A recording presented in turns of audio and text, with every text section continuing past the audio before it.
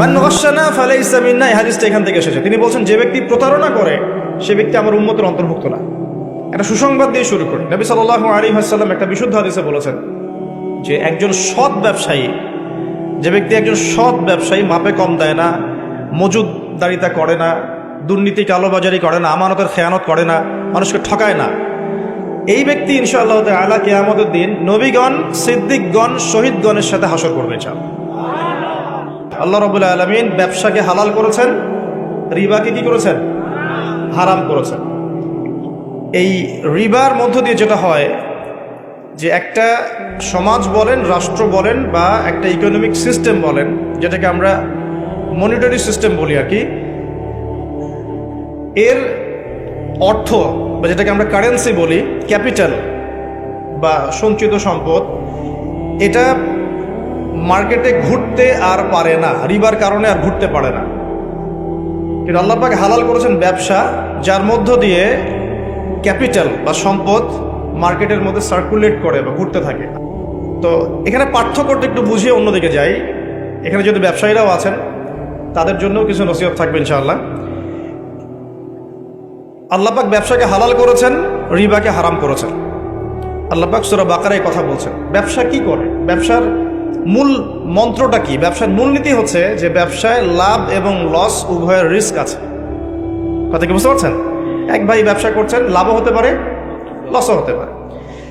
যখন আমরা রিবা মুক্তভাবে একটা ইসলামিক অর্থনীতি প্রতিষ্ঠা করব, তখন ব্যবসা ভিত্তিক অর্থনীতি যখন চলবে, ব্যবসা ভিত্তিক, জাকাত ভিত্তিক, সাদাকা ভিত্তিক, কৃষি ভিত্তিক ইসলামিক অর্থনীতি যখন চলবে, তখন ক্যাপিটাল বা সম্পদটা এক হাত থেকে আর এক হাতে সার্কুলেট হতে থাকবে। মনে করেন আমরা ব্যবসা করছি একটা মার্কেটের মধ্যে, ছোট করে বোঝাই, একটা ছোট্ট মার্কেট, ছোট্ট বাজার, এখানে সবাই ব্যবসা করছি।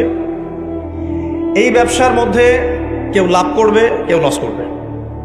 যে ব্যক্তি লাভ করবে, লাভ করে আস্তে আস্তে আস্তে ধনী হবে, যখন তার ধন নিসাব পরিমাণ সম্পদ অতিক্রম করবে, তখন তাকে জাকাত দিতে হবে। এতে করে সমাজের যে অংশের মানুষের হাতে সম্পদ নাই, সে অংশের মানুষের কাছে জাকাতের মধ্য দিয়ে সম্পদ যাবে, সম্পদ সার্কুলেট করবে সমাজে। আজকে আপনি লাভ করেছেন, কালকে আপনি লস করতে পারেন, কালকে সে লাভ করবে, আপনি লস করতে পারেন। মানে সম্পদ ঘুরতে থাকবে, হাত থেকে হাতে সম্পদ ঘুরতে থাকবে। তখন আল্লাহ রাব্বুল আলামিন ওই মার্কেটের উপরে, আল্লাহ রাব্বুল আলামিন ওই মার্কেটটার উপরে আর রাজ্জাক, তিনি যাকে ইচ্ছা ধন দিবেন, যাকে ইচ্ছা গরিব করবেন। মানে সম্পদ বন্টনটা আল্লাহ রাব্বুল আলামিন সরাসরি করবেন। বুঝতে পারছি কি? আচ্ছা, কিন্তু যদি এখানে রিবা আসে, ব্যবসার মধ্যে রিবা চলে আসে, বা মজুদদারিতা চলে আসে, বা মাপে কম দেওয়ার একটা ব্যাপার চলে আসে, বা দুর্নীতি চলে আসে, কালোবাজারি চলে আসে, তখন কি হবে? সম্পদটা মার্কেটে আর সার্কুলেট করবে না। কারণ সুদের মধ্যে লাভ লসের কোনো রিস্ক নাই। হ্যাঁ, লাভের একটা অংশ আছে, লসের কোনো রিস্ক নাই। আপনি 100 টাকা দিয়েছেন, 110 টাকা পাবেন 1 বছর পর। আপনি 200 টাকা দিয়েছেন, 220 টাকা পাবেন 1 বছর পর। এখানে কি লসের কোনো ভূমিকা আছে? লসের কোনো ভূমিকা নাই। এক্ষেত্রে কি হচ্ছে? এখানে শুধু লাভের অংশটুকু আপনি নিচ্ছেন, লসের কোনো রিস্ক আপনি নিচ্ছেন না। এতে করে কি হবে? ধনীরা আরো ধনী হতে থাকবে এবং গরিব আরো গরিব হতে থাকবে। শুধু তাই নয়, এই ধনীরা যখন জাকাতও দিবে না, তখন এই গরিবদের অবস্থা হবে একদম মানবেতর। যেটা এই ছোট্ট একটা মার্কেট দিয়ে উদাহরণ দিলাম, এই ছোট্ট মার্কেটটাকে আপনি একটা দেশ কল্পনা করতে পারেন, আবার একটা বিশ্বও কল্পনা করতে পারেন। পুরো ওয়ার্ল্ডে এই ইকোনমিক সিস্টেমটা এখন চলছে, সুদভিত্তিক ইকোনমিক সিস্টেম। আমি কি বুঝাতে পারছি ভাই? আচ্ছা, তো ব্যবসায়ী যারা আছেন তাদের প্রতি একটা নসিহত দিয়ে শুরু করি আলোচনা। সেটা হলো একটা সুসংবাদ দিয়ে শুরু করি। নবী সাল্লাল্লাহু আলাইহি ওয়াসাল্লাম একটা বিশুদ্ধ হাদিসে বলেছেন যে একজন সৎ ব্যবসায়ী, যে ব্যক্তি একজন সৎ ব্যবসায়ী, মাপে কম দেয় না, মজুদদারিতা করে না, দুর্নীতি কালোবাজারি করে না, আমানতের খেয়ানত করে না, মানুষকে ঠকায় না, এই ব্যক্তি ইনশাআল্লাহ তাআলা কিয়ামতের দিন নবীগণ, সিদ্দিকগণ, শহীদগণের সাথে হাসর করবে ইনশাআল্লাহ। তাহলে ব্যবসা করে জান্নাত পাওয়ার সুযোগ নাই? আছে। ধন সম্পদ অর্জন করতে কোনো অসুবিধা নেই, কিন্তু ধন অর্জন করে ওসমান গনি রাদিয়াল্লাহু আনহুর মতো মন মানসিকতা লালন করতে হবে। ধন সম্পদ আল্লাহ পাক দিতে পারেন।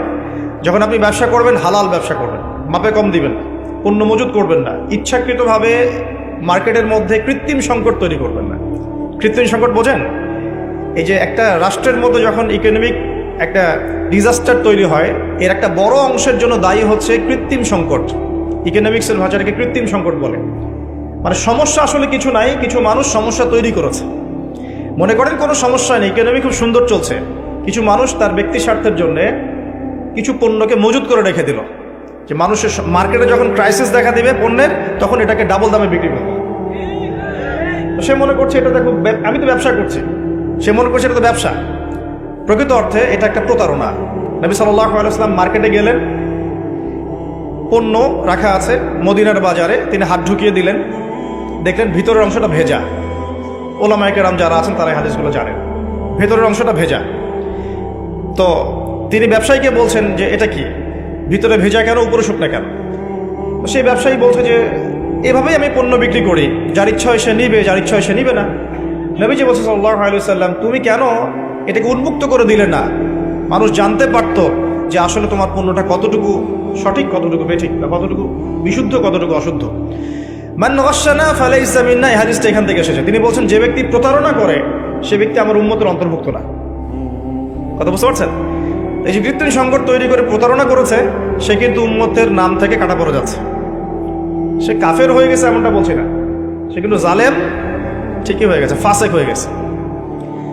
এখন এখানে একটা শাস্তি আছে, এটা গেল তার ব্যক্তিগত শাস্তি, যে সে উম্মত থেকে ডিটাচড হয়ে যাচ্ছে। মান গাশশানা ফালাইসা মিন্না, সে আমার অন্তর্ভুক্ত না। নবীজি বলছেন একটা হাদিসের মধ্যে সাল্লাল্লাহু আলাইহি ওয়াসাল্লাম, যে প্রতারক যারা মিথ্যা কসম করে পণ্য বিক্রি করে, ব্যবসায়ী মানুষকে ঠকায়, মাপে কম দেয়, কিয়ামতের মাঠে এদের অবস্থা এমন হবে যে এই কানের লতি পর্যন্ত এদের ঘামে ডুবে থাকবে। কানের লতি পর্যন্ত ঘামে ডুবে থাকবে। 3 শ্রেণীর মানুষকে বলা হচ্ছে খুবই ক্ষতিগ্রস্ত কিয়ামতের মাঠে। এক শ্রেণী, তার মধ্যে এক শ্রেণী যারা মিথ্যা কসম করে পণ্য বিক্রি করে। আমাদের আলোচনা এই অংশটুকুর মধ্যে কি ব্যবসায়ীদের জন্য হেদায়েত পাওয়া যাচ্ছে না? আপনি যদি বিশুদ্ধভাবে রাসূল সাল্লাল্লাহু আলাইহি ওয়াসাল্লামের সুন্নাহ মেনে ব্যবসা করেন, ইনশাআল্লাহ নবীজি বলছেন এটাই শ্রেষ্ঠ কামাই, হাতের কামাইটা শ্রেষ্ঠ কামাই।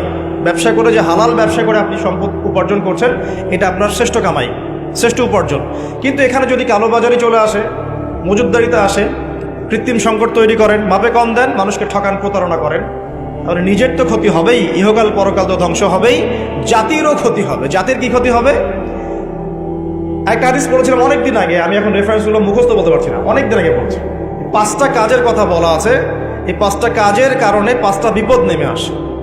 তার মধ্যে একটা হচ্ছে যখন কোনো সম্প্রদায়ের ব্যবসায়ীরা মাপে কম দেওয়া শুরু করে, এই যে প্রতারণা করা শুরু করে, তখন আল্লাহর পক্ষ থেকে দুর্ভিক্ষ চাপিয়ে দেওয়া হয়।